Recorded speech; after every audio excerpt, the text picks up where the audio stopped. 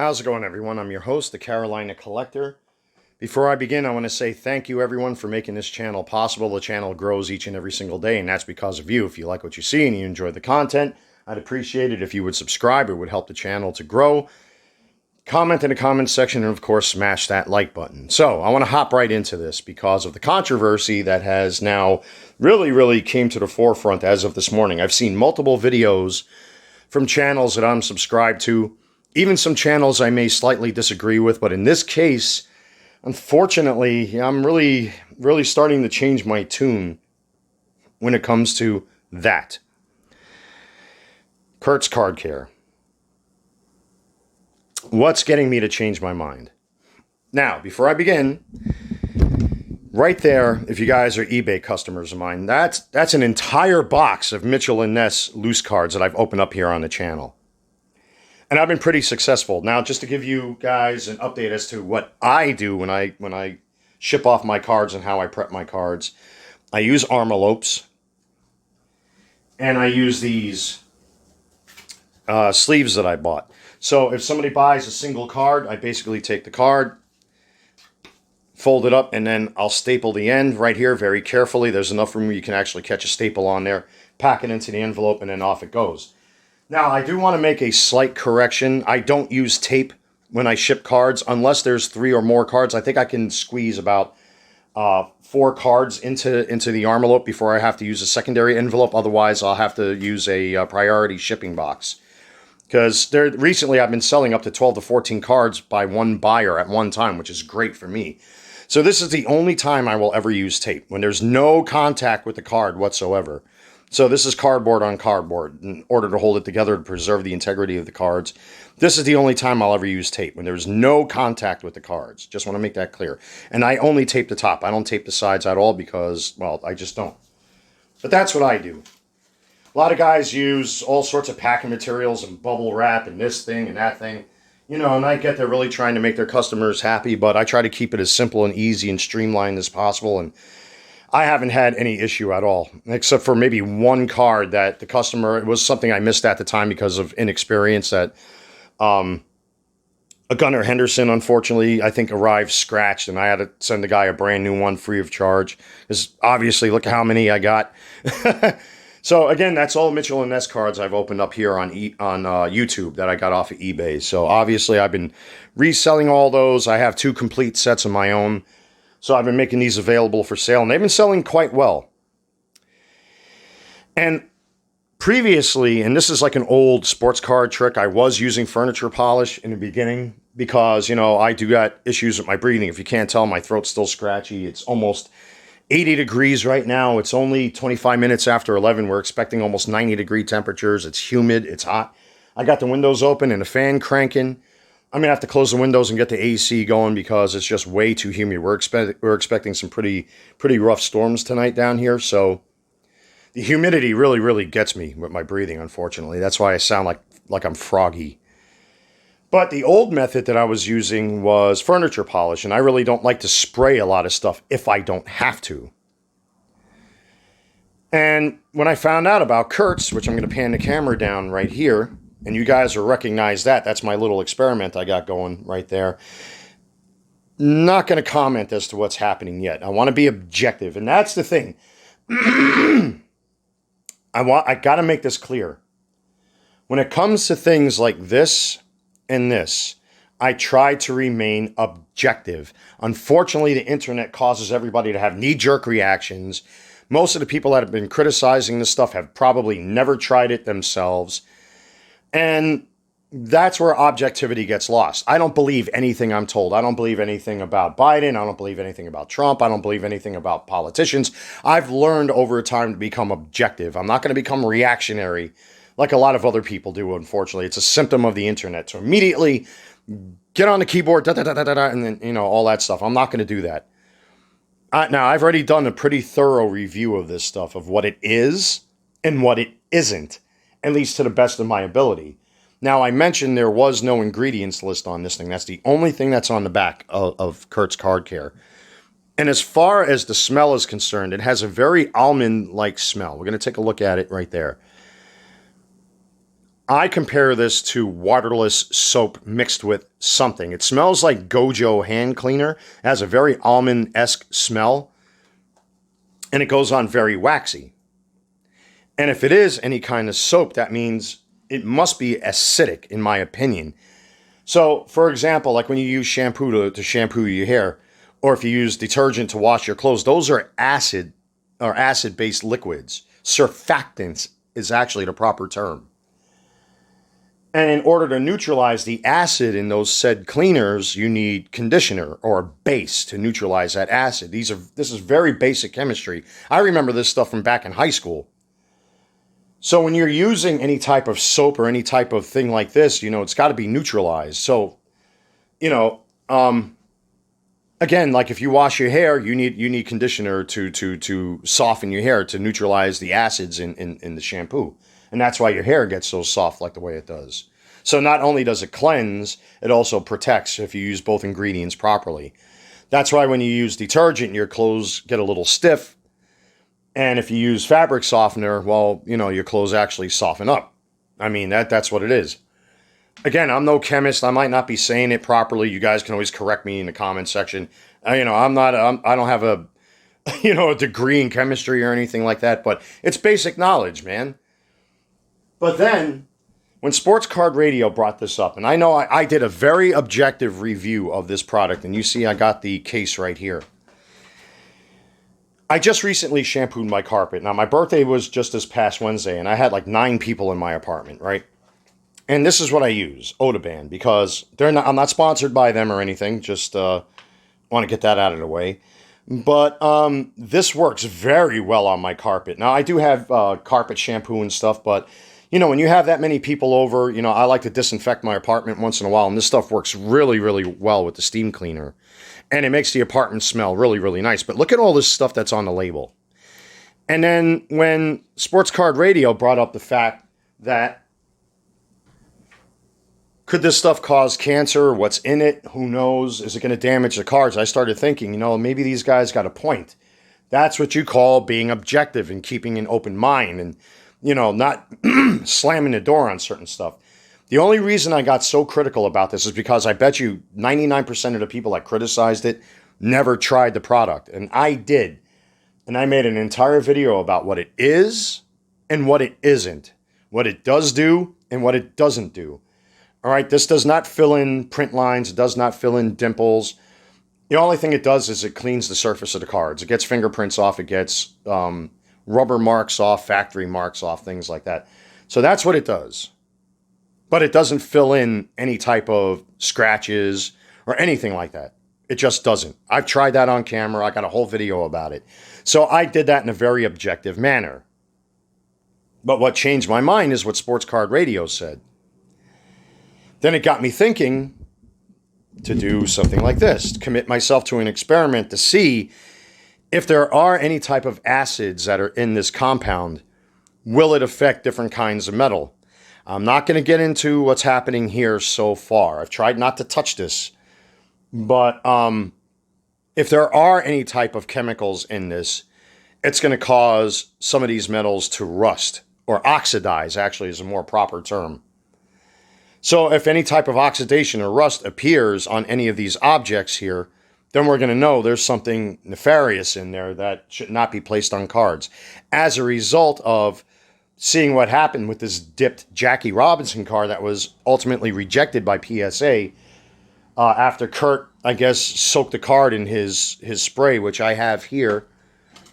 Which by full transparency, I've never soaked a card.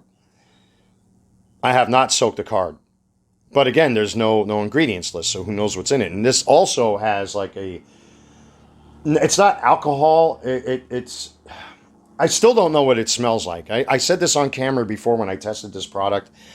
I can't recognize that smell. It has a very, not pungent smell, but there's clearly something mixed into this that I just don't know what it is, and I can't put my finger on it. But like I said, this stuff has a very almondy, very almond-esque, Gojo, waterless soap type smell to it. I don't know. So I decided to commit myself to a bit of an experiment here. If any of these things oxidize or rust, you guys will know it in the future. So it's not even 24 hours yet, so it's really not viable to, even report on what's happened here so far. If anything, again, I want to remain objective. I don't want to let my emotions or my personal thoughts get in the way. However, when it comes to my personal sales, especially, with all those cards, which people have been buying up left and right on eBay, as of yesterday, and I want to make it clear even today, because I got a lot of cards I got to prepare today. I'm going back to the old-fashioned, furniture polish, which seems to be, I don't want to say acceptable, but acceptable stuff to use to get fingerprints off and stuff like that. But I rather that than this, because at least you know what you're getting with that. If I would even use that at all, because I've only used it sparingly. If there are track marks on these cards, and a lot of you guys know this already, I don't even have to tell you. Even with this batch, here you see the Joey Votto and the Oscar Colas cards. There's actually smudges on there, but that's from the factory. Here, right underneath the Cincinnati Red C, you can see examples of that factory smudging that goes on with these cards. And Topps and Bowman Chrome are notorious for that. So, excuse me, before I sell my cards, I try to get that stuff off of there, at minimum. But now that this controversy has come up, and now that a card has been rejected by PSA because Kirk dipped his Jackie Robinson card and submitted it, I think it came out to be, a 2.5? I've decided to no longer use this product. So if you're a customer of mine on eBay, I will no longer be using this to prep my cards for sale. I want you guys to get the best cards you possibly can off of me. I try to be honest with my listings. I don't just dump damaged cards on people. And by the way, to some of you jackasses that are out there, stop being dishonest and dumping your cards. That was another thing that Sports Card Radio brought up, that apparently the guys from Cards HQ and Jeff were dumping base cards in the trash just to get the refractors. Stop dumping your garbage on unsuspecting customers and be a little bit more honest about your listings. If there are dimples, scuffs, scrapes, track marks, anything like that, let your customers know. God, you people. That's because most of the guys breaking boxes don't got regular jobs, and their entire source of income comes from this. Hunting down refractors and parallels and autos, probably dumping the base cards and selling these off for exorbitant prices. Not disparaging anybody. Just a little bit of track history with me. I was homeless for a year. I know what it is not to have money and food. All right? Now it's 7 years later, and I've been pretty successful, especially recently with certain things that have fallen into my lap. I am very secure at this point. If I'm careful, I can make this last for a long time. And I don't want to beat people up with money. I'm not rich, but I'll say I'm financially secure at this point in my life right now. And I've been blessed to get that. I had to fight very hard for what I have. So I know what it is not to have money. I know what it is not to have food. I know a lot of guys out there disparage people like myself who want to get their cards slabbed. Now, I'm going to bring up this point in this video, even though it's a little bit of a tangent. When I buy stuff like this online, and many of you guys I agree with, you're right. It is a gamble to buy loose cards. I agree. Sometimes life, when you live life, you have to risk things sometimes, and it's a risk. Pardon me, when you buy loose cards. But the people that are selling these loose cards need to be just a little bit more transparent as to what they're putting out there and not scanning the cards, not photocopying the cards. We want to see those cards. Like the card listings that I have are I've taken the time to set up an entire little booth where I could take nice, clear HD photos of my cards, and you know exactly what you're getting when you get my cards. I mean, I even use brand new top loaders. I try not to use used ones if I can. I try to use everything brand new. I take fresh photos of everything. I mean, you got to be a little more honest as to what you're selling to your customers as far as loose cards are concerned. And to those that are disparaging people about slabbing their cards, that's not your concern. if guys want to slab their cards, they have that right. It's their card, it's their money. I'm sorry that you may not be in a good financial position to afford to slab cards. I'm not putting people down. Again, I know what it is not to have money. I was homeless for a year. I know what it's like to suffer. But right now, excuse me, I'm at that point where I'm trying to protect myself financially, which is why I made some of the purchases that I have recently, like the Ken Griffey Jr. rookie, the Don Mattingly rookie. I have a Juan Soto refractor coming. You know, I got a Jackson Holiday out of 25 that I bought. There's a whole bunch of cards that I bought so I can protect myself financially. But that's my money, and I can do that sort of thing. You know, nobody has a right to control what other people do with their stuff. And this is why I can't stand gatekeepers. Gatekeepers have no right to control the hobby unless something like this comes up. And it's opened up my mind because I'm trying to be objective. I'm not trying to tell people, oh, don't use this, don't use that. I'm choosing not to use this product anymore because enough evidence is now out there, whether circumstantial or through whatever means, especially like with this PSA card that was rejected or deactivated, the dipped Jackie Robinson card. That's enough to raise enough red flags for me to say, hey, you know what? Maybe certain things that certain people are telling me may be correct. Let me do a little bit of analysis and research and homework and check it out for myself. Don't believe everything that I'm told. Let me find out for myself and be objective. And now I'm able to make a decision and say, hey, you know what? Maybe this stuff is not worth it after all. There might be something in here that's probably dangerous to me. That's probably why I got a sore throat. Who knows? I'm not accusing him or his product of giving me a sore throat. I'm just saying, as a matter of opinion, who knows? Who knows? Is it cancerous? I don't know. But I got my experiment right there. I should get litmus paper, order some litmus paper, or get some pH testing and find out what's going on with this stuff. I'm not going to get into what's happening over here because it's not even 24 hours yet since I set this up. I would like this to sit there for a couple days. But I don't want to offer any opinions because immediately somebody's going to take to their keyboards. Oh, did you see what happened on this channel? And this guy's doing this thing. And then just time out and slow down and wait for a while. Trust me, man, patience helps. Having patience helps. Oh, believe me, I know what patience is. Otherwise, I wouldn't have certain things that I have now. Be patient, guys. We're going to find out what happens with this stuff here. I'm not going to offer any opinions whether something is happening or not because, again, I want this to be objective. I want to wait and take my time before I say anything. So, with that being said, I'm no longer using Kurt's Card Care on any of my cards anymore for my sales because there's just too much controversy going on with it. And after that Jackie Robinson was deactivated, that's already prompted me enough to say I'm not going to use this stuff anymore. So, from even a previous video I talked about this up until now, I will not be using Kurt's Card Care any longer. Until somebody can prove otherwise, it's just too much risk to use this stuff. I don't consider it altering. This is just my opinion now based on me actually testing the product. It is a surface cleaner. However, based on what I just told you and what Sports Card Radio brought up, there's no ingredients listed in there. And I even said it. And you guys just saw here, I'll even look at the furniture polish here. It's got all sorts of things on the back, and you know what you're getting, you know what it does, you know what's in it and what's not in it. Because if there are any carcinogens or something in there, or anything dangerous, obviously those ingredients would be removed because now these days, thanks to science and whatnot, most products we have, even though they can still potentially be dangerous, at least you know what the risk is when you're using it. So it's back to the old furniture polish method.